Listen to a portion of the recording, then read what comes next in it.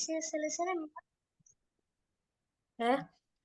Baik Bapak Ibu, Bismillahirrahmanirrahim. Assalamualaikum warahmatullahi wabarakatuh. Waalaikumsalam Waalaikumsalam warahmatullahi warahmatullahi wabarakatuh. wabarakatuh. Pertama-tama, alhamdulillahi Rabbil Alamin, karena pada kesempatan kali ini saya bisa berjumpa kembali dengan Bapak Ibu, ya, semacam reuni kembali dengan Bapak Ibu, uh, dan di sini saya ingin berbagi pemahaman, yang mungkin bisa menjadi salah satu bahan refleksi kita, uh, kita bersama, dan apa yang akan saya sampaikan ini bukanlah sebuah semacam ajakan untuk menggurui Bapak Ibu, ya, tetapi saya di sini lebih kepada sharing yang bisa kita kembangkan nanti ke depannya. Ya, Bapak Ibu. Baik, sebelum saya mungkin memasuki presentasi atau pemaparan saya, izinkan saya untuk share screen dulu sebelumnya ya Bapak Ibu.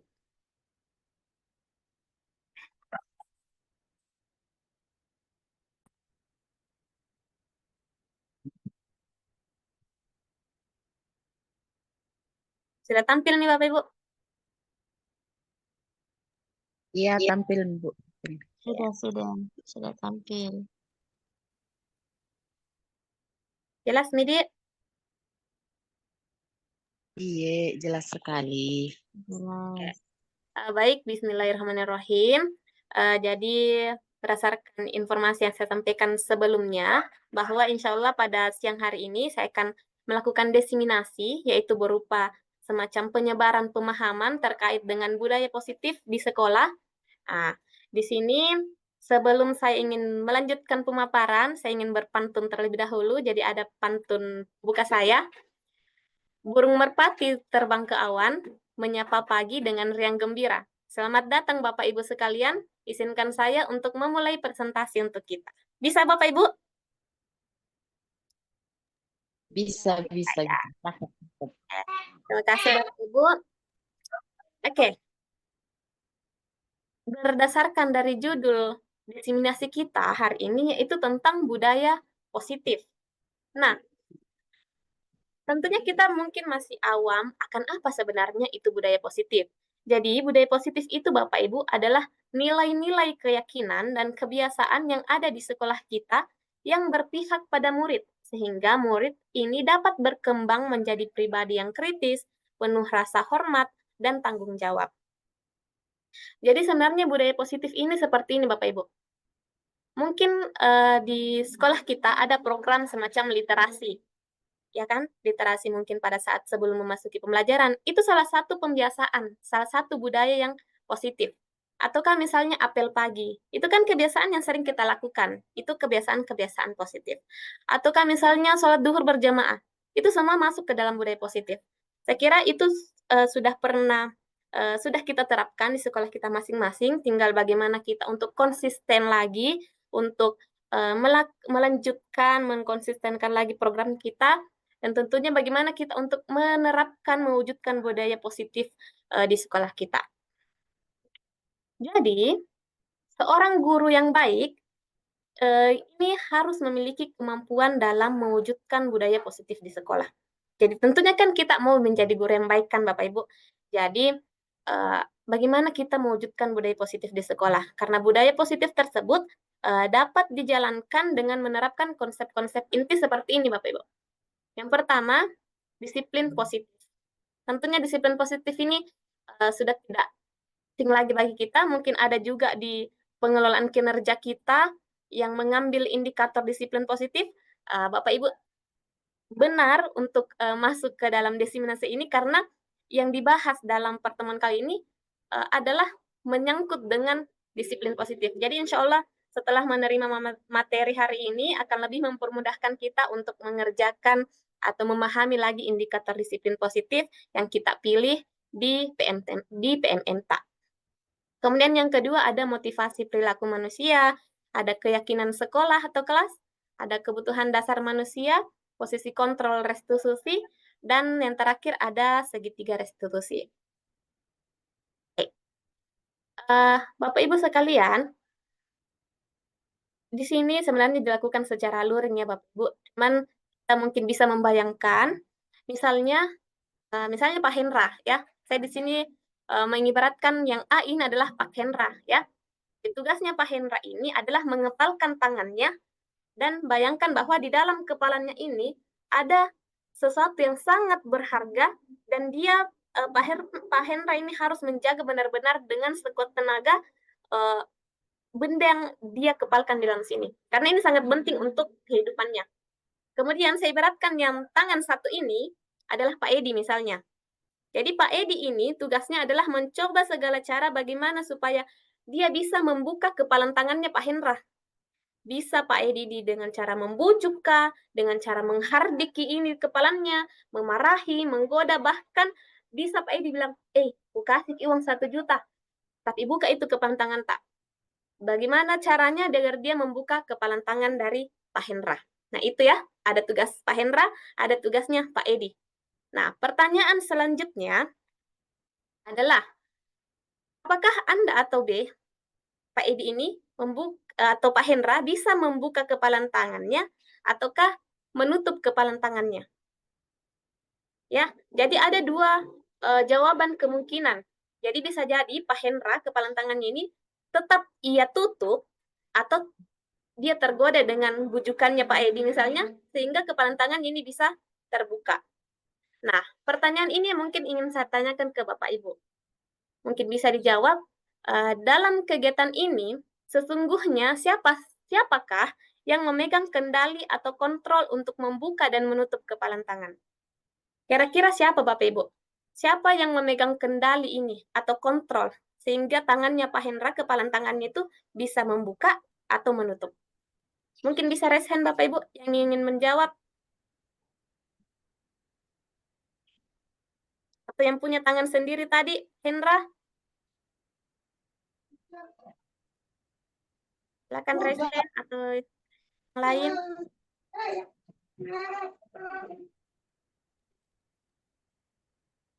Bagaimana caranya? Ada? Oke. Kira-kira yang menjadi, ya Ibu Mega. Silakan Bu Mega. Kira-kira siapa sebenarnya ini yang memegang kendali? Menurut saya Bu Arista yang memegang kendali di sini adalah diri kita sendiri. Karena kita yang bisa mengontrol diri kita, apakah kita akan tergoda dengan bujukan dari teman atau dari orang lain atau bagaimana. Itu tergantung dari diri kita sendiri. Mungkin begitu, Bu. Oke, baik, terima kasih Bu Mega. Jadi benar sekali ya Bu Mega. Jadi yang memegang kendali atau kontrol adalah kita sendiri. Jadi sebagaimana Pak Edi ini misalnya membujuk kita, memberikan kita bahkan uang misalnya, tapi jika kita punya kendali dan kontrol dan disiplin, itu kita tidak akan membuka dan tetap akan menutup kepalan tangan kita. Jadi yang memegang kendali adalah diri kita sendiri. Nah itulah yang akan berhubungan dengan konsep inti yang pertama akan kita paparkan setelahnya, yaitu tentang disiplin positif. Oke.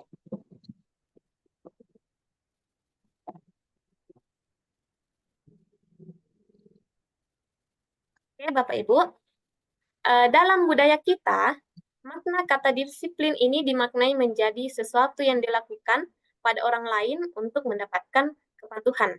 Namun, kita cenderung menghubungkan kata disiplin ini dengan ketidaknyamanan. Pasti juga kalau misalnya di sekolah setiap ada peraturan, sih kayak murid merasa tidak nyaman. Kayak ditekan nih mungkin maksudnya. Padahal bukan yang harus menjadi tujuan kita adalah bagaimana mereka memiliki nilai-nilai yang mereka hargai atau tujuan yang mulia. Jadi sebenarnya apa itu disiplin positif Bapak Ibu? Jadi disiplin ini adalah belajar untuk mengontrol diri, menguasai diri, agar dapat mencapai tujuan yang mulia. Bagaimana mencapai tujuan yang mulia tersebut? Kita hendaknya harus memiliki sikap-sikap positif manusia. Ya, ini sikap-sikap positif manusia yang di dalamnya menganut nilai-nilai kebajikan. Seperti apa itu nilai-nilai kebajikan, Bapak Ibu? Misalnya, seperti nilai kejujuran, ataukah nilai kedisiplinan, nilai tanggung jawab. Nah, itu semua adalah contoh-contoh dari nilai-nilai kebajikan. Nah, nilai-nilai kebajikan ini yang ingin kita harapkan dari anak bangsa Indonesia, dari murid-murid kita, itulah yang kita kenal sebagai profil pelajar Pancasila. Paham sampai sini ya Bapak Ibu? Oke. Seperti yang kita ketahui bahwa ada 6 karakter dalam profil pelajar Pancasila, yaitu beriman bertakwa kepada Tuhan Yang Maha Esa dan berakhlak mulia, kemudian mandiri, dan juga berkebinekaan global, bergotong royong, kreatif, dan nalar kritis. Nah, jadi Bapak Ibu, disiplin positif ini merupakan suatu cara penerapan disiplin yang mengajarkan anak bertanggung jawab dan menumbuhkan kesadaran diri berdasarkan nilai-nilai kebajikan. Jadi disiplin positif ini adalah semacam bagaimana cara tak untuk menerapkan disiplin itu. Dan kita dengan menerapkan disiplin ini, kita seakan-akan mengajarkan bagaimana siswa ini dapat bertanggung jawab dan menumbuhkan kesadaran dirinya sendiri berdasarkan nilai-nilai kebajikan yang ada. Kemudian, disiplin positif ini lebih ke arah disiplin diri yang dapat mengontrol diri dalam melakukan segala tindakan. Jadi dengan adanya disiplin positif, itu seakan-akan ada dalam diri kita yang mengontrol kita bahwa, oh, dalam melakukan segala tindakan, oh ini yang positif saya lakukan, ini yang negatif saya lakukan. Seperti itu. Kemudian, disiplin diri dapat membuat murid memahami dan menyadari berdasarkan motivasi internal, bukan akibat dari paksaan, ujian, ataupun hukuman. Jika kita benar-benar menerapkan disiplin positif ini kepada murid kita, dia akan menyadari dari dalam dirinya sendiri akan keyakinannya. Misalnya, hadir tepat waktu. Itu kan nilai kebajikannya adalah kedisiplinan. Jika dia benar yakin bahwa saya harus disiplin, dia walaupun dengan paksaan ataupun pujian ataupun hukuman, dia akan tetap melakukan seperti itu. Tapi memang tidak dipungkiri bahwa rata-rata siswa kita baru mengerjakan kegiatan A misalnya jika dia mendapatkan pujian, ataukah dia baru mau melakukan sesuatu, dia baru mau belajar jika misalnya ada hukuman yang akan diberi jika dia tidak belajar. Karena memang Bapak Ibu, dalam motivasi perilaku manusia, itu memang terbagi menjadi 3. Yang pertama ini adalah untuk menghindari ketidaknyamanan atau hukuman. Jadi ini akan selalu ada semacam kata-kata yang menghantui, oh apa yang akan terjadi kalau misalnya saya tidak kerjakan ini? Hukuman apa lagi yang dikasih ke ini kalau misalnya tidak aku kerjai? Seperti itu. Jadi, ada manusia yang motivasinya itu menghindari ketidaknyamanan atau hukuman. Kita sendiri sebagai manusia, sebagai guru, pasti takut kalau misalnya, kalau tidak aku kerja ini pasti ada hukuman dikasih, Kak. Seperti itu. Kemudian ada juga motivasi perilaku manusia yang kedua, Bapak Ibu, yaitu untuk mendapatkan imbalan atau penghargaan dari orang lain. Jadi, pasti ada Ki yang, oh kalau misalnya tertinggi nilaiku, apa aku dapat, Di? Seperti itu akan selalu kita dibayang-bayangi oleh kata-kata seperti itu. Apa yang akan saya dapatkan apabila saya melakukan seperti itu? Kemudian yang ketiga adalah untuk menjadi orang yang mereka inginkan dan menghargai diri sendiri dengan nilai-nilai mereka, ingin dan menghargai diri sendiri dengan nilai-nilai yang mereka percaya. Nah, di sini, ini sebenarnya adalah motivasi perilaku manusia yang kita harapkan ada pada diri kita semua, khususnya untuk bagi murid-murid kita, Bapak Ibu.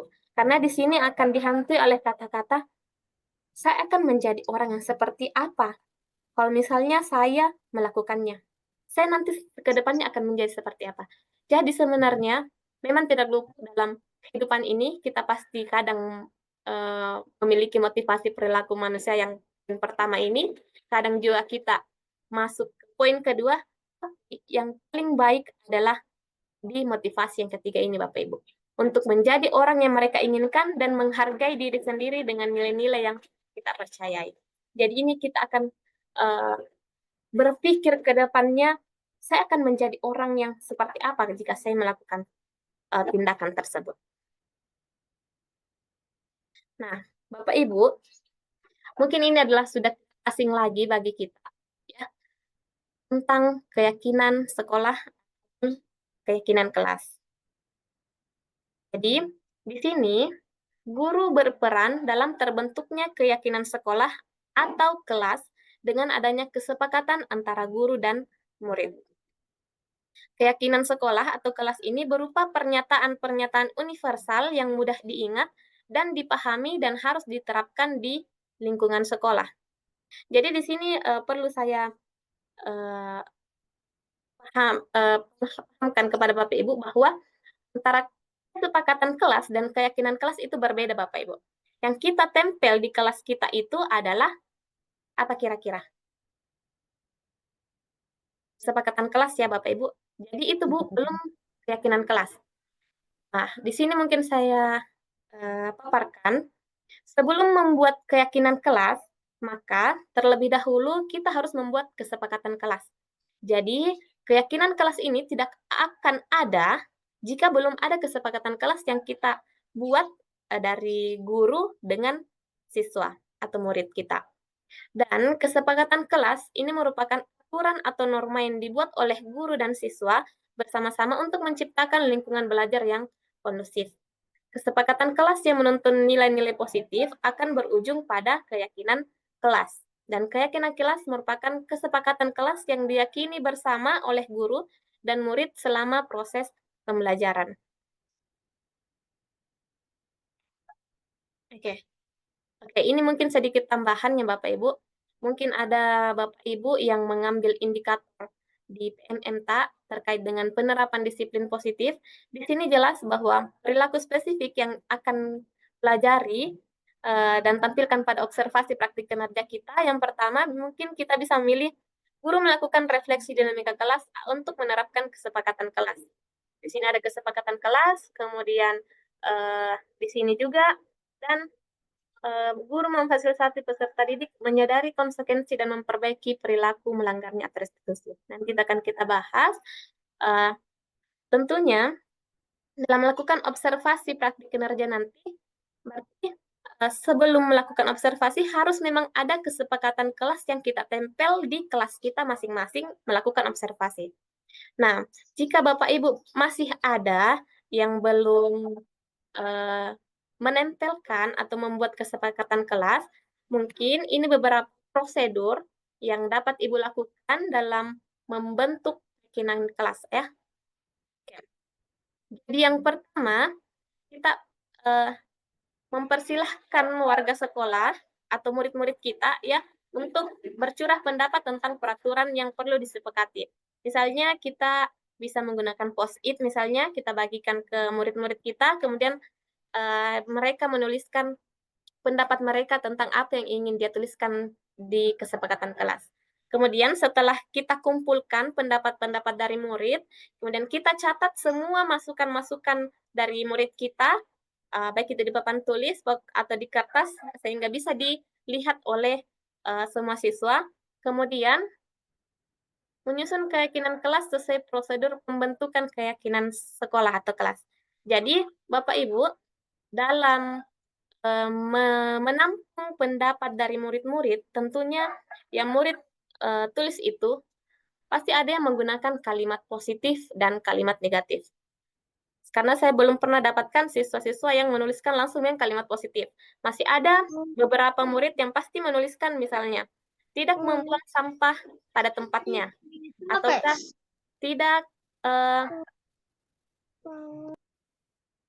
tidak terlambat masuk ke dalam kelas. Nah, itu kan salah satu kalimat negatif ya Bapak Ibu. Nah, jadi dalam pembuatan kesepakatan kelas, kita harus ubah kalimat-kalimat negatif seperti itu menjadi kalimat yang positif. Misalnya tadi, tidak membuang sampah sembarangan. Kita bisa ubah kalimat tersebut menjadi kalimat positif seperti membuang sampah pada tempatnya. Ataukah di contoh seperti ini, jangan berlari di kelas atau koridor, kita bisa ubah menjadi kalimat positif dengan berjalanlah di kelas atau koridor. Seperti itu ya Bu, Bapak Ibu. Jadi kalau kita mendapatkan pendapat dari murid kita yang masih menggunakan kalimat negatif, kita harus ubah menjadi kalimat yang positif. Kemudian, setelah itu kita tinjau kembali daftar curah pendapat yang sudah dicatat.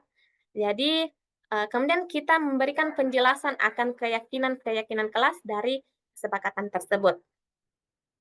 Jadi itu tidak banyak ya Bapak Ibu, hanya berkisar antara 3 sampai 7 prinsip atau keyakinan.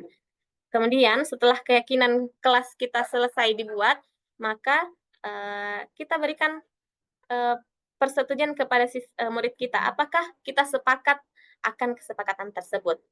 Ya, kemudian kita menjelaskan kesepakatan yang telah kita buat, kita hubungkan dengan keyakinan kelasnya. Jadi ya Bapak Ibu, kesepakatan kelas dan keyakinan kelas itu berbeda. Contohnya saja seperti ini. Contohnya kesepakatan kelas hadir tepat waktu. Nah, yang kita harus yakini kepada murid kita adalah nilai-nilai kebajikan yang terkandung dalam pernyataan tersebut. Misalnya, hadir tepat waktu, berarti nilai kebajikannya bisa jadi yang harus ia miliki adalah nilai kebajikan disiplin, ataukah misalnya nilai kebajikan tanggung jawab. Ya, jadi itu perbedaan antara kesepakatan kelas dengan keyakinan kelas. Seperti itu. Kemudian setelah kita menyepakati kesepakatan kelas, barulah kita melekatkan di dinding kelas misalnya, di tempat yang mudah dilihat oleh warga kelas. Nah, seperti ini ya Bapak Ibu perbedaan antara kesepakatan kelas, misalnya datang tepat waktu, budayakan 5S, menjaga kebersihan kelas, menghargai guru dan teman, menjaga kekompakan kelas. Nah, ini semua adalah kesepakatan kelas. Itu bagaimana yang keyakinan kelasnya? Misalnya seperti ini. Misalnya tadi datang tepat waktu, berarti keyakinan yang harus murid kita miliki atau motivasi internal yang ada dalam dirinya yang harus ia miliki adalah disiplin misalnya. Ataukah misalnya menghargai guru dan teman. Keyakinan kelasnya adalah misalnya saling menghargai. Seperti itu ya Bapak Ibu. Jadi semoga sudah ada pandangan yang berbeda akan bagaimana itu kesepakatan kelas dan bagaimana itu keyakinan sekolah atau kelas. Jadi keyakinan kelas ini semacam nilai-nilai kebajikan yang harus memang diyakini oleh siswa kita. Dan saya percaya bahwa jika memang sudah ada keyakinan dalam diri kita, sudah ada nilai-nilai kebajikan yang ada dalam diri kita, tidak ada lagi itu dalam kelasnya murid-murid kita yang saling menegur. Kita langgar di kesepakatan poin yang kedua misalnya. Kalau misalnya mereka memang masing-masing memiliki keyakinan akan kesepakatan kelasnya. Oke. Mungkin kita lanjut ya Bapak Ibu tentang kebutuhan dasar manusia. Bapak Ibu, tentunya dalam sekolah kita, murid-murid kita itu ada saja yang melanggar peraturan. Ada saja yang mungkin melakukan pelanggaran. Nah, Bapak Ibu, kita harus rubah pandangan kita ya Bapak Ibu, bahwa ketika seorang murid itu melakukan suatu perbuatan yang bertentangan dengan nilai-nilai kebajikan atau melanggar peraturan, hal itu sebenarnya dikarenakan mereka gagal memenuhi kebutuhan dasarnya. Jadi ada kebutuhan dasarnya yang mereka cari karena mereka tidak dapatkan. Ya Jangki, jadi saya juga sebagai guru kadang, ini lagi siswa melanggar. Besoknya, dia lagi. Seperti ya, itu ya Bapak Ibu. Ternyata siswa yang seperti itu sebenarnya dia ada kebutuhan dasarnya yang tidak dia butuhkan, yang tidak terpenuhi. Karena pada dasarnya untuk kebutuhan dasar manusia itu Bapak Ibu ada 5. Yang pertama, bertahan hidup. Yang kedua adalah kebutuhan akan kasih sayang dan rasa diterima. Kemudian penguasaan, kebutuhan akan kebebasan, dan kebutuhan akan kesenangan. Jadi kelima kebutuhan ini pasti kita butuhkan dalam kehidupan kita. Kita sebagai manusia pasti memiliki 5 ingin memenuhi kebutuhan dasar manusia kita ini. Sebagai contoh ya Bapak Ibu, saya berikan mungkin studi kasus di sini. Di sini ada Ibu Sulaika yang merupakan guru wali kelas 9B, sedang bingung menghadapi ulah salah satu murid di kelasnya, yaitu Tommy. Beberapa anak telah mengeluhkan Tommy yang seringkali meminta bekal makan siang mereka dengan paksa. Jika Anda menghadapi situasi seperti Ibu Zulaika, apa yang akan Anda lakukan? Menurut Anda, kira-kira apa alasan Doni melakukan hal itu? Nah, kita sebagai guru pasti ingin mengetahui lebih lanjut. Ya, misalnya kita ingin berhadapan dulu, menanyakan apa sebenarnya alasan Tommy melakukan hal tersebut. Misalnya alasan Tommy yang pertama, karena ia lapar dan orang tuanya tidak membawakannya bekal makan siang, maka kebutuhan dasar yang sedang berusaha dipenuhi oleh Tommy ini adalah kebutuhan untuk bertahan hidup. Nah, kalau misalnya Tommy ini ternyata lapar, tidak ada kodong juga dibawakan dibekal oleh orang tuanya, lapar nanti meninggal nanti mati ya kan. Jadi ini kayak kebutuhan untuk bertahan hidup memang. Jadi dia merampas bekalnya temannya supaya bisa ikut makan. Seperti itu, untuk bertahan hidup. Tapi, jika saya tanya misalnya, dan ternyata alasannya itu adalah dia merasa senang temannya jadi dia diperhatikan, kemudian temannya itu melaporkan tindakannya kepada gurunya, dan gurunya ini memberitahukan kepada orang tuanya sehingga orang tuanya ini jadi memperhatikan dia, maka kebutuhan dasar yang sedang dipenuhi oleh Tommy adalah kebutuhan akan kasih sayang dan diterima. Sebenarnya mau jika diperhatikan oleh orang tuanya, walaupun harus melalui perantara melakukan kesalahan di sekolah, temannya melaporkan ke gurunya, gurunya melaporkan ke orang tuanya. Ya, ternyata kebutuhan dasar yang dia butuhkan adalah rasa kasih sayang dari orang tuanya. Ya.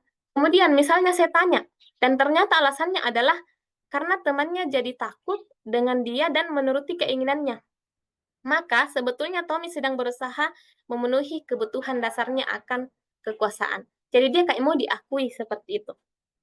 Kemudian misalnya, saya bertanya lagi, ternyata alasan yang diberikan misalnya karena dia merasa bosan dengan bekal makanan yang dibawakan ibunya dari rumah, karena ibunya selalu membawakan bekal yang sama.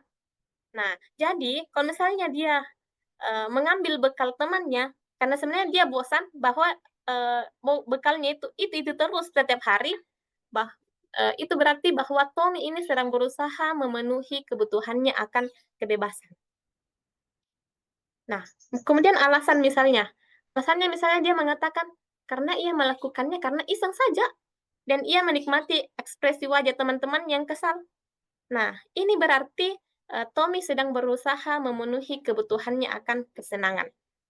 Tentunya kita sudah punya bayangan ya Bapak Ibu, oh iya, ada temanku, ada siswaku dulu di sekolah, di kelas, sering ganggu-ganggu temannya. Nah, suka aja saja ganggu temannya. Nah, suka kalau misalnya begini mukanya kalau dia nih, oh berarti dia punya berusaha untuk memenuhi kebutuhannya akan memenuhi kesenangan Bapak Ibu.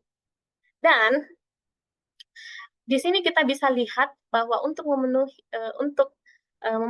kebutuhan ini, kita bisa lihat misalnya dia, ternyata siswa ini sepertinya berusaha untuk memenuhi kebutuhan dasarnya, yaitu kesenangan. Ya, kita bagaimana kreatif sebagai seorang guru untuk mencari kegiatan-kegiatan yang menyenangkan, sehingga kebutuhan akan kesenangannya itu dapat terpenuhi, jadi dia tidak menyalurkan untuk bagaimana mencari kebutuhannya itu ke arah yang negatif.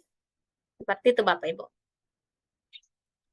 Nah, tentunya untuk memahami kebutuhan dasar murid kita sebagai guru sebenarnya punya 5 posisi kontrol Bapak Ibu.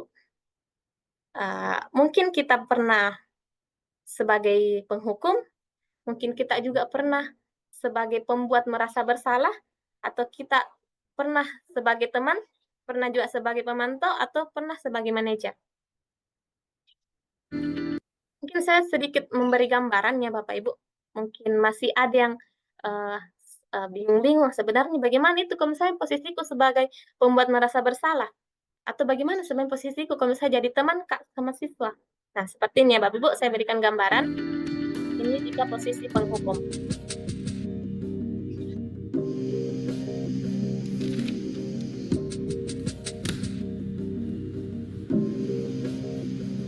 Naren, sini kamu. Selamat pagi, Bu. Selalu terlambat. Kamu deh, pasti terlambat. Maaf, Bu. Saya... Apa? Apa coba? Alasan kamu apa lagi? eh, Kapan sih kamu tidak terlambat? Malas sekali ya kamu jadi anak. saya... Dasar pemalas. Gak kapok-kapok sih kamu. Sudah berapa kali terlambat? Sana, kamu keliling lapangan basket 2 kali. Kenapa saya harus keliling lapangan basket, Bu? Kenapa? Kamu mau lawan ibu? Berani-beraninya jawab. Sudah terlambat, masih berani jawab pula. Sekarang, keliling lapangan basket 5 kali sekalian. Biar kapok. Cepat. Pergi sana ke lapangan basket. Nah, jadi ini adalah sedikit gambaran Bapak Ibu bagaimana kalau kita memposisikan posisi kita sebagai guru yang penghukum. Nah, kata-kata dasarnya yang menjadi tanda bahwa kita ini adalah posisi tak sebagai penghukum, biasanya kita mengeluarkan kata-kata seperti patuhi aturan saya atau awas atau kamu selalu salah, kamu selalu saja salah, selalu pasti selalu yang terakhir selesai. Nah, guru seperti ini senantiasa percaya hanya ada satu cara agar pembelajarannya tercapai, yaitu cara dia. Nah, jadi sini hasilnya nanti yang berdampak pada murid kita, Bapak Ibu, bisa jadi kalau misalnya kita suruh dia kembali, dia pasti akan melakukan sesuatu hal lagi, atau bahkan misalnya lebih buruknya lagi, sepulang sekolah, murid tak itu lihat di motor tak, dia akan menggores kendaraan tersebut dengan paku, atau bahkan eh, mencebolkan paku itu ke ban motor tak, seperti itu. Jadi tidak ada hasil yang kita dapatkan jika kita misalnya dalam posisi penghukum. Tidak ada efek jerah kepada murid kita. Kemudian yang kedua adalah bagaimana posisi pembuat merasa bersalah.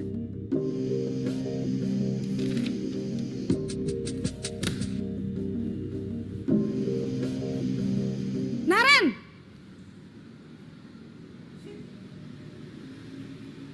Selamat pagi, Bu. Naren. Kamu kenapa terlambat lagi, nak? Ya Tuhan, Naren. Kamu senang ya bikin ibu susah ya? Kalau kamu terlambat lagi, nanti ibu yang ditegur bapak kepala sekolah, nak. Disangka ibu tidak bisa membina kamu. Duh, gimana ini? Maaf, Bu. Duh, Gusti Naren. Kamu suka ya kalau ibu ditegur bapak kepala sekolah? Terus, sekarang ibu harus tulis apa ini di buku absen? Ini kamu sudah sering terlambat loh. Ibu harus apa coba? Maaf, Bu. Maaf sekali. Ya sudah, lain kali jangan bikin ibu susah lagi ya nak ya. Ibu tidak akan kuat lagi kalau kamu begini terus. Bisa jantungan kalau ibu ditegur bapak kepala sekolah. Sana cepat ke kelas. Maaf ya, Bu. Maaf sekali. Nah, ini tadi Bapak Ibu, bagaimana kita memposisikan posisi kita sebagai guru yang murid kita ini merasa bersalah. Jadi kata-kata ini biasanya kita lontarkan dengan menggunakan bahasa yang lebih lembut. Keluar dengan lembut. Ibu sangat kecewa sekali dengan kamu. Atau berapa kali Bapak harus memberitahu kamu ya? Gimana coba kalau orang tua kamu tahu kamu berbuat begini? Jadi kata-kata kiasan seperti ini Bapak Ibu, jika yang menandakan bahwa kita membuat murid kita itu nanti akan merasa bersalah. Bersalah telah mengecewakan ibu atau bapak gurunya. Murid akan merasa menjadi orang yang gagal dan tidak sanggup membahagiakan orang lain. Jadi sebenarnya kadangkala sikap seperti ini lebih berbahaya dari sikap penghukum Bapak Ibu. Karena emosi murid kita akan tetap tertanam rapat di dalam. Beda dengan posisi kita sebagai guru penghukum, di mana murid bisa menumpahkan amarahnya saja walaupun dengan cara yang negatif. Jadi ini seakan-akan lebih parah ini dari pembuat merasa bersalah daripada penghukum. Jadi semoga kita tidak ada dalam kategori seperti ini ya Bapak Ibu. Kemudian yang ketiga, posisi teman.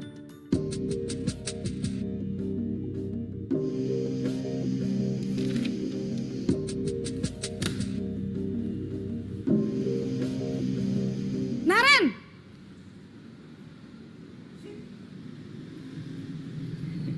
Selamat pagi, Bu. wah, sudah jam berapa ini, Nak? Terlambat lagi ya, sayang. Iya, Bu. Habis ibu saya lupa bangunkan saya, Bu. Kamu malah menyalahkan ibu kamu. Kamu bukannya anak yang larinya paling kencang. Kok terlambat sih? Iya, Bu. Saya memang terlambat bangun tadi. Jadi, biarpun saya lari kencang, tetap gak kekejar, Bu. Ya sudah sana, nanti lain kali larinya lebih kenceng lagi ya. Biar gak terlambat lagi. Bikin seneng ibu, demi ibu. Bisa kan? Bisa lah, Bu. Ya sudah sana masuk kelas. Ibu beresin urusan absen kamu. Kamu ini ada-ada saja. Nah, jadi ini Bapak Ibu, begini gambaran jika kita memposisikan sebagai teman terhadap murid kita. Biasanya itu kita berkata, ayo bantulah demi ibu ya. Ayo ingat tidak bantuan Bapak selama ini. Ya sudah, kali ini tidak apa-apa, nanti ibu bantu bereskan. Nah, jadi di sini sebenarnya ada sisi positif dan sisi negatifnya Bapak Ibu. Sisi positifnya ini, murid akan merasa senang dan akrab dengan guru. Tetapi di lain sisi juga mempunyai sisi negatif, yaitu murid kita ini akan menjadi tergantung pada guru tersebut. Nah, jika misalnya ada masalahnya, dia akan merasa bisa mengandalkan guru tersebut untuk membantunya. Jadi selalu, oh kalau ada masalah, oh ada di ibu ini, ada di bapak ini. Nah, akibat dari posisi teman, ini akan berbuat sesuatu kalau yang menyuruh itu adalah ibu ini, Pi. Kalau misalnya ibu ini atau bapak ini tidak mau melakukan seperti itu. Dan sebaliknya kalau misalnya karena harap ini ibu guru yang akan membantunya ternyata guru ini tidak membantunya, bahwa maka murid ini akan merasa kecewa. Kukira temanku ini ibu, tapi ternyata bukan seperti itu. Jadi seperti itu ya Bapak Ibu, jadi ada sisi positif dan ada juga sisi negatifnya jika kita memposisikan posisi kontrol kita sebagai seorang teman terhadap murid kita. Kemudian yang keempat, posisi pemantau. Begini ya Bapak Ibu gambarannya.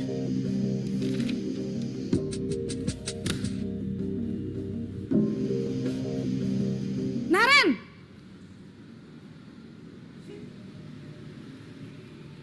Selamat pagi, Bu. Naren, apa peraturan sekolah kita tentang jam berapa kita harus masuk sekolah, Nak? Kita harus di sekolah jam 7, Bu. Iya, betul. Sekarang sudah jam 7.20. Naren sudah tahu konsekuensinya jika terlambat hadir. Paham, Bu. Saya harus tinggal kelas pas jam istirahat selama 20 menit. Iya, benar. Konsekuensinya demikian. Jadi nanti jam 9.30 pas istirahat, kamu harus tinggal di kelas, kerjakan tugas tambahan untuk ketertinggalan kamu, ya? Baik, Bu. Nah, itu tadi Bapak Ibu gambaran jika kita memposisikan diri kita sebagai pemantau. Jadi, ditandai dengan misalnya kata-kata peraturannya apa yang telah kamu lakukan, sanksi atau konsekuensinya apa, ya. Bapak Ibu, jadi seorang pemantau ini sangat mengandalkan penghitungan berupa catatan-catatan, data yang digunakan sebagai bukti atas perlakuan seseorang tersebut. Posisinya anak kan misalnya menggunakan stiker kah, atau menggunakan catatan, daftar cek. Nah, di sini murid memahami konsekuensi yang harus dijalankan. Beda dengan penghukum tadi. Jika penghukum itu rencana tiba-tiba oleh gurunya melakukan seperti ini. Nah, tapi kalau misalnya pemantau ini, murid sudah memahami akan konsekuensinya yang harus dijalankan karena telah melanggar salah satu peraturan sekolah. Jadi, di sini guru tidak menunjukkan suatu emosi yang berlebihan, menjadi marah atau membuat merasa bersalah. Jadi netral seperti itu. Kemudian yang terakhir adalah posisi manajer. Begini gambarannya Ibu, jika posisi manajer.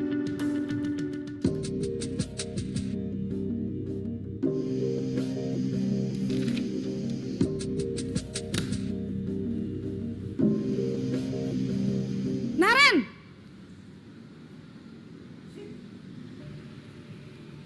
Selamat pagi, Bu. selamat pagi Naren. Maaf, Bu. Saya terlambat.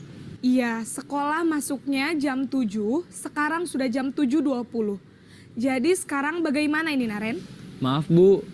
Saya lupa setel alarm saya semalam. Baiklah, menurut kamu, keyakinan sekolah yang mana yang perlu kamu tingkatkan? Menghargai diri sendiri dan orang lain mungkin ya, Bu. Setuju. Jadi, apakah Naren meyakini prinsip saling menghormati tersebut? Iya, Bu. Saya meyakininya. Apakah Naren bersedia memperbaiki masalah keterlambatan ini? Bersedia, Bu. Bagaimana kamu akan perbaiki masalah keterlambatan ini? Saya akan coba untuk tidak lupa menyetel alarm saya, Bu. Baik, kalau Naren lupa menyetel alarm di rumah, ada orang yang kira-kira bisa bantu mengingatkan tidak? Ada, Bu. Kakak saya, Kak Ema. Ada lagi selain Kak Ema? Selain Kak Ema, ada ibu saya. Baik, jadi yang mengingatkan Naren adalah Kak Ema dan ibu kamu ya? Kira-kira akan mulai setel alarm kapan nih Naren? Setelah pulang sekolah, akan segera saya lakukan.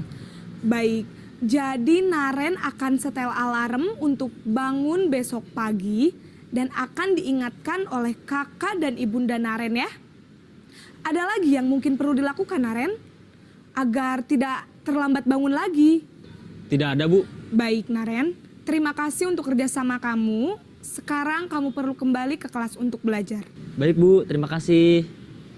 Inilah gambaran ya Bapak Ibu jika kita memposisikan diri kita sebagai manajer. Biasanya ini ditandai dengan adanya kata-kata seperti apa yang kita yakini.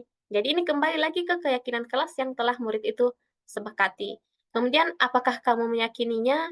Jika kamu meyakininya, apakah kamu bersedia memperbaikinya? Jika kamu memperbaiki ini, hal ini menunjukkan apa tentang dirimu dan apa rencana kamu untuk memperbaiki hal ini. Jadi, manajer di sini adalah posisi di mana guru berbuat sesuatu bersama dengan murid, mempersilahkan murid untuk bagaimana mempertanggungjawabkan perilakunya ini, mendukung murid agar dapat menemukan solusi atas permasalahannya sendiri.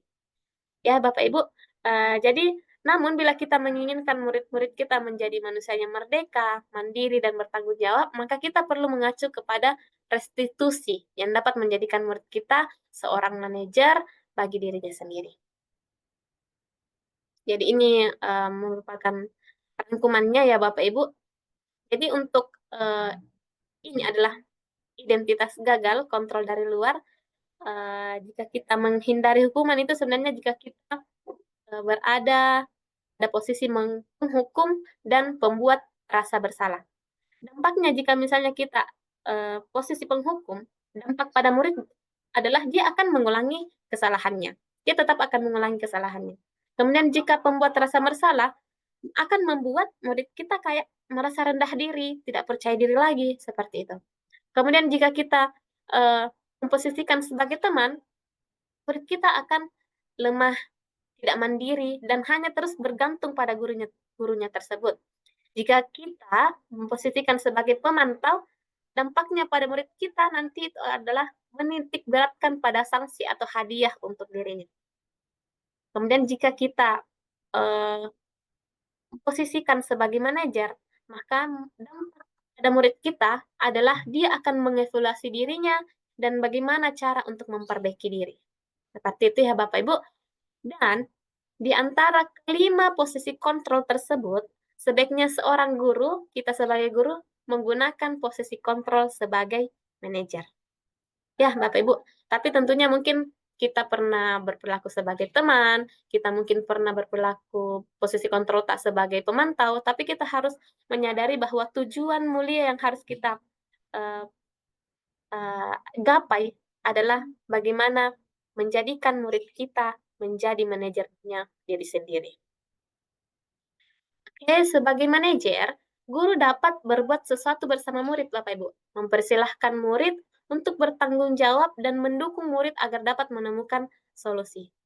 Jadi kalaupun ada konsekuensinya misalnya, berarti bukan dari kita konsekuensi yang diberikan, tapi dari murid itu sendiri dan bagaimana dia untuk menemukan solusi, bagaimana dia memperbaiki situasi tersebut. Selain itu, posisi manajer mengacu pada restitusi yang dapat menjadikan murid sebagai manajer bagi dirinya sendiri, sehingga dapat tercipta identitas positif pada diri murid. Nah, ini Bapak Ibu, ini adalah segitiga restitusi. Apa itu sebenarnya segitiga restitusi, Bapak Ibu? Adalah proses untuk menciptakan kondisi bagi murid untuk memperbaiki kesalahan sehingga mereka bisa kembali pada keyakinan kelas dan menumbuhkan budaya positif dalam diri. Jadi ada 3 tahap dalam segitiga restitusi, yaitu menstabilkan identitas, validasi tindakan yang salah, menanyakan keyakinan. Jadi ini Bapak Ibu ya, menstabilkan identitas, misalnya kata-kata tak, misalnya bilang Ki, setiap orang pasti pernah melakukan kesalahan. Kamu bukan satu-satunya yang pernah melakukan ini. Ya, jadi kan kalau misalnya ada murid kita yang melakukan kesalahan, pasti masih memuncak emosinya. Makanya kita harus menstabilkan dulu identitasnya itu, menurunkan puncak-puncak emosi dari siswa kita. Kemudian lanjut memvalidasi tindakan yang salah. Misalnya kita bisa menggunakan kata-kata, adakah cara yang lebih efektif untuk mendapatkan apa yang kamu butuhkan misalnya. Ataukah kita ingin menggali, oh kamu tentu punya alasan mengapa melakukan itu. Nah, kemudian setelah kita menggali alasan apa, baru kita melangkah ke tahap selanjutnya, yaitu menanyakan keyakinan. Misalnya, kata-kata yang dapat kita berikan, keyakinan kelas apa yang telah kita sepakati. Jadi kita ingatkan kembali lagi keyakinan apa yang sudah disepakati. Kemudian, kamu ingin menjadi orang yang seperti apa nantinya. Ya, Bapak Ibu. Untuk memberikan gambaran lagi Bapak Ibu, bagaimana sebenarnya penerapannya ini segitiga restitusi. Karena sepertinya murid-murid sekarang ini sangat susah untuk di segitiga restitusi. Nah, seperti ini ya Bapak Ibu, saya berikan gambaran sedikit. Siang Sarah. Siang, Pak. Sudah lama nggak ketemu Sarah? Kenapa hari ini ada di sini? Kesel Pak, kesel banget. Masa aku dikatain tukang fitnah Pak? Ya aku marah lah. Aku balik ngatain Eka di depan kelas. Kesel banget. Oh begitu. Ya pasti kamu marah dan kesal. Bapak juga akan marah apabila ada yang menuduh Bapak seperti itu. Kemudian pada saat itu kamu mau melakukan apa? Ya saya langsung ngatain Eka lah Pak. Kesel banget. Saya bentak-bentak dia depan teman-teman lain. Oh begitu. Pasti kamu melakukan seperti itu karena suatu alasan tertentu bukan? Iyalah, masa saya diam saja Pak? Ya saya bela diri lah. Masa saya dituduh tukang fitnah? Ya wajarlah. Mempertahankan harga diri itu sesuatu yang penting buat kamu. Untung kamu tidak bertindak lebih gegabah lagi. Hanya membentak-bentak. Iya Pak. Untung saya masih bersabar dan hanya membentak saja. Sudah gemes padahal. Saya pasti bela diri lah. Ya pasti ya. Tapi kamu memilih untuk tetap bertahan dan bersabar. Kamu memilih untuk tidak berbuat lebih parah lagi bukan?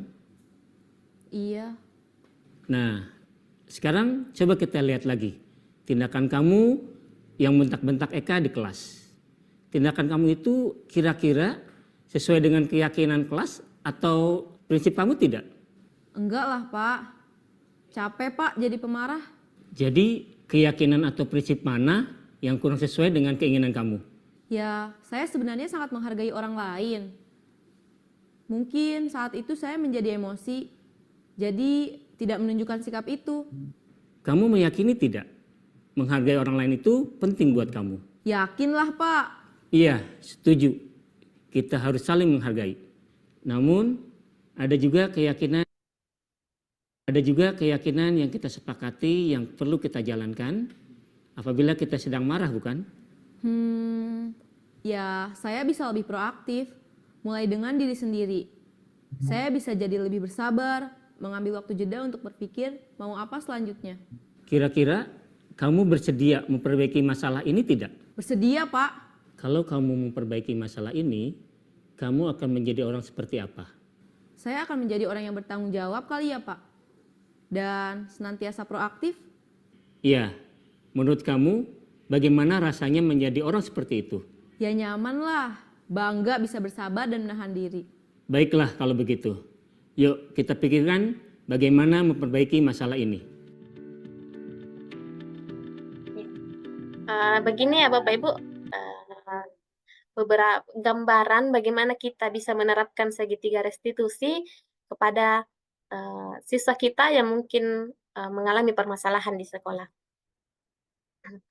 Jadi dimulai dari menstabilkan identitas, ini dilakukan berdasarkan prinsip bahwa membuat kesalahan adalah bagian dari proses pembelajaran, ya, yang nantinya akan menggeser identitas gagal ke arah identitas sukses. Nah, seperti ini. Kemudian untuk validasi tindakan yang salah dilakukan berdasarkan prinsip bahwa setiap perilaku berupaya memenuhi suatu kebutuhan tertentu, sehingga guru atau orang tua akan bergeser dari pemikiran stimulus respon menjadi praktik, serta akan lebih mengenali dan mengakui kebutuhan murid atau anak. Dan yang terakhir yaitu menanyakan keyakinan, dilakukan dengan memberi pertanyaan-pertanyaan bermakna kepada murid. Untuk memunculkan motivasi secara intrinsiknya sehingga mampu mengaitkan keyakinannya dengan tindakan yang salah. Ya, Bapak Ibu. Jadi, seorang guru yang baik harus memiliki kemampuan dalam mewujudkan budaya positif di sekolah, dan budaya positif tersebut dapat dijalankan dengan menerapkan konsep-konsep seperti yang telah dibahas sebelumnya, yang ke-6 poin ini. Baik, Bapak Ibu, untuk menerapkan segitiga restitusi ini mungkin masih butuh belajar yang banyak, butuh kesabaran yang banyak ya Bapak Ibu. Tapi yang perlu kita yakini bahwa seorang murid melakukan pelanggaran berarti ada kebutuhan dasar mereka yang mungkin ia ingin penuhi. Bagaimana kita ingin mengetahui kebutuhan dasar yang ingin ia penuhi? Salah satu caranya adalah melakukan atau menerapkan segitiga restitusi ini. Ya Bapak Ibu, mungkin inilah pemaparan dari saya. Terima kasih. Kemudian akhir kata, semoga tergerak, lekas bergerak, dan mari menggerakkan. Mungkin ini Bapak Ibu. Terima kasih. Sebelumnya, Assalamualaikum warahmatullahi wabarakatuh.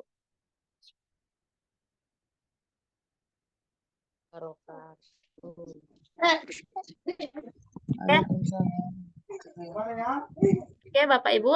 Mungkin kita beralih ke sesi selanjutnya. Ya, Bapak Ibu. Ke sesi diskusi dan tanya jawab, karena ini waktunya sisa 1 menit sebenarnya. Mungkin saya batasi 1 atau 2 saja penanya penanggap. Yang ingin silahkan raise hand mungkin Bapak Ibu. Atau ada tambahan yang lebih memahami mungkin materi ini. Silakan raise hand Bapak Ibu.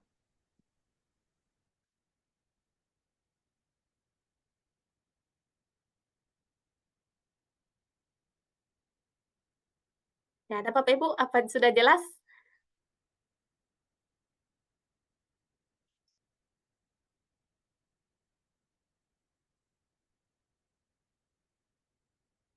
Ibu Rika mungkin ada tanggapan atau tambahan Ibu, pertanyaan? Ya, Ibu Rika. Ya, sebelumnya terima kasih atas kesempatan yang diberikan kepada saya. Assalamualaikum warahmatullahi wabarakatuh. Waalaikumsalam warahmatullahi wabarakatuh. Mungkin di jaringan saya ini agak bermasalah sehingga mungkin di sana kadang putus-putus. Tadi pemaparan dari Bu Arista luar biasa, sangat bagus terkait dengan budaya positif. Budaya positif yang ada di sekolah kita ini perlu ditingkatkan. Salah satunya tadi pemaparan dari Bu Arista, saya ingin bertanya terkait dengan 3 hal.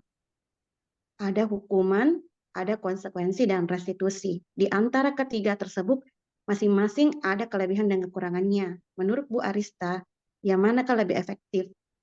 Ketika kita ada sesuatu yang tidak sesuai dengan siswa, yang manakah lebih efektif? Hukuman, konsekuensi, atau restitusi? Itu saja Bu Arista. Oke, baik Ibu Rika Liana. Ya, Jadi saya mencoba menjawab dari pertanyaan Ibu Rika, sebenarnya yang mana lebih efektif antara penghukum, ataukah konsekuensi, ataukah restitusi. Jadi mungkin ya Bapak Ibu, sebelumnya saya ingin memberitahukan bahwa mungkin masih ada di antara kita yang sulit membedakan yang mana penghukum dan yang mana hukuman, yang mana konsekuensi. Ini kan ini beda-beda tipis. Nah, saya berikan gambarnya, Bapak Ibu. Misalnya penghukum itu hanya ada dalam satu pihak saja. Misalnya saya sebagai guru langsung memberikan hukuman uh, Ani, misalnya Hendra, misalnya ya. Misalnya Hendra langsung tanpa saya ingin mengetahui apa alasannya, misalnya dia terlambat ke sekolah, saya langsung menyuruh, kamu terlambat, lari keliling lapangan 7 kali, misalnya. Jadi itu hanya berada dalam satu pihak saya saja, tanpa harus menanyakan keterlibatan murid tersebut, memberitahukan alasannya, begitu. Kemudian jika misalnya konsekuensi, itu adalah memang ada peraturan sebelumnya dan murid ini mengetahui akan konsekuensi apa yang harus didapatkan. Misalnya dia tidak menggunakan sepatu misalnya, dan peraturan memang jika tidak menggunakan sepatu warna hitam, berarti dia harus misalnya membuka sepatu dan tidak menggunakan sepatu selama hari itu, misalnya selama pembelajaran. Berarti dia sudah tahu akan konsekuensinya memang. Dan jika gambarannya lebih kentara, misalnya Bapak Ibu, hukuman itu adalah tindakan yang diberikan kepada guru dan tindakan itu tidak ada hubungannya dengan apa yang ia langgar. Misalnya tadi, ia misalnya menggunakan sepatu warna hitam dan ternyata hukumannya adalah disuruh keliling lapangan 7 kali. Itu kan tidak ada kaitannya dengan warna sepatu. Jika disuruh keliling lapangan 7 kali, itu hukuman. Tapi yang mana dimaksud dengan konsekuensi, itu adalah misalnya apabila konsekuensi yang diberikan itu berhubungan dengan apa yang ia langgar. Misalnya, ia tidak menggunakan seragam olahraga, maka konsekuensi yang dapat diberikan ya bisa misalnya keliling lapangan, karena memang dia lagi dalam pembelajaran olahraga, seperti itu. Mungkin ada sedikit gambarannya Bapak Ibu. Nah, itu kalau konsekuensi. Jika restitusi itu adalah bagaimana kita berkolaborasi dengan murid, dan bagaimana murid ini bisa menyadari akan kesalahannya sendiri, bagaimana memperbaiki kesalahan yang ia buat, dan bagaimana memperlakukan diri kepada orang lain. Nah, jadi menurut saya, yang efektif ini adalah tentunya kalau penghukum itu kurang efektif ya Bapak Ibu, karena itu hanya berpihak pada diri kita sendiri. Jadi disiplin positif ini ada dua sebenarnya ya Bapak Ibu. Disiplin positif yang konsekuensi dan disiplin positif restitusi. Tapi bagian dari konsekuensi ini, disiplin positif konsekuensi ini bersifat netral. Sementara yang bersifat positif itu, yang paling positif adalah restitusi. Jadi menurut saya yang paling efektif yang kita terapkan sebagai guru adalah bagaimana kita bisa menerapkan restitusi. Mungkin begitu Ibu Rika. Ya, terima kasih banyak Bu Arista. Sudah jelas. Oke, terima kasih Bu Rika. Mungkin bisa satu penanya lagi, Bapak Ibu. Pak Hendra mungkin, atau ada tanggapan atau tambahan, Pak Hendra?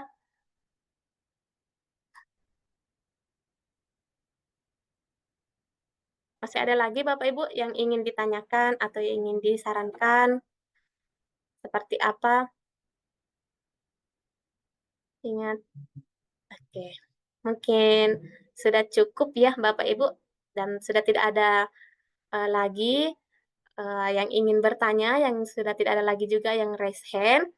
Jadi melalui kesempatan ini, saya ingin sangat-sangat berterima kasih kepada Bapak Ibu sekalian karena telah meluangkan waktunya ya pada siang hari ini. Terima kasih juga kepada Bapak Kepala Sekolah saya, Ustadz Anton, telah memasuki Zoom saya, Pak. Terima kasih. Semoga diseminasi ini atau penyebaran pemahaman ini yang saya lakukan pada hari ini dapat bermanfaat untuk kita semua. Semoga lebih memahamkan lagi kita bagaimana sebenarnya kita sebagai seorang guru harus mewujudkan budaya positif ini di sekolah kita masing-masing. Ya, Bapak Ibu, mungkin ini saja yang bisa saya sampaikan pada hari ini. Semoga ada manfaatnya. Kurang lebihnya mohon dimaafkan. Dan saya akhiri dengan ucapan Assalamualaikum warahmatullahi wabarakatuh. Waalaikumsalam warahmatullahi wabarakatuh. Oke, saya stop recording ya Bapak Ibu.